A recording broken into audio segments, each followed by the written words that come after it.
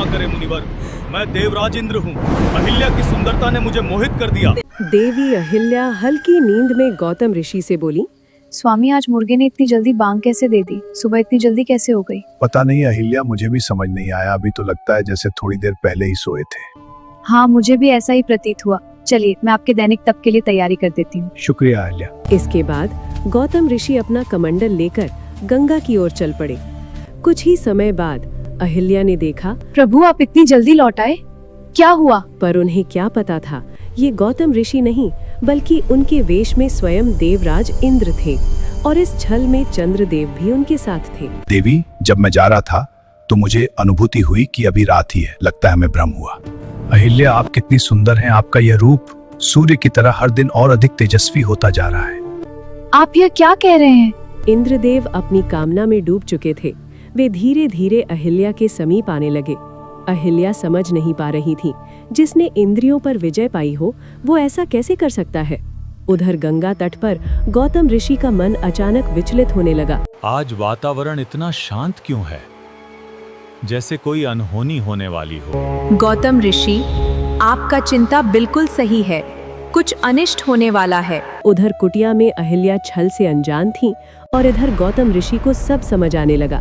वे तेजी से कुटिया की ओर लौट पड़े। कुटिया के पास पहुंचते ही चंद्रदेव ने इंद्र को चेतावनी देने की कोशिश की। अहिल्या! अहिल्या! आप कहाँ हैं? स्वामी, आप यहाँ हैं? तो फिर ये कौन है? कौन है तू धूर्त, जो मेरे रूप में मेरी पत्नी के साथ? क्षमा करे मुनिवर, मैं देवराज इंद्र हूँ। अहिल्या की सुंदरता ने मुझे मोहित कर दिया।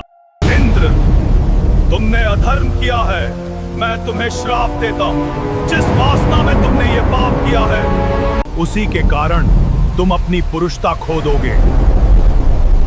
कमंडल का जल गिरते ही श्राप प्रभावी हो गया।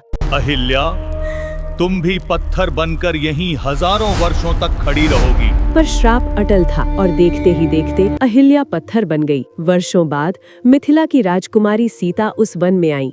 उन्हें उस पत्थर से रोने की आवाज सुनाई दी। ये एक श्रापित शिला है। नहीं, मैं निर्दोष हूँ, मुझे छल से दोषी बनाया गया। एक स्त्री के साथ ऐसा अन्याय कैसे हो सकता है? हे शिला में समाई स्त्री, मैं जनक पुत्री सीता हूँ। कृपया हमें अपना पूरा वृत्तांत सुनाइए। और फिर पत्थर के भीतर से आवाज आई, हे सीता, मैं अहिल्या हूँ, ब्रह्मदेव की मानस पुत्री। और यहीं से आरंभ होती है एक स्त्री के सत्य, छल और श्राप की कथा। अब क्या होगा आगे? क्या श्री राम अहिल्या का उद्धार करेंगे या अभी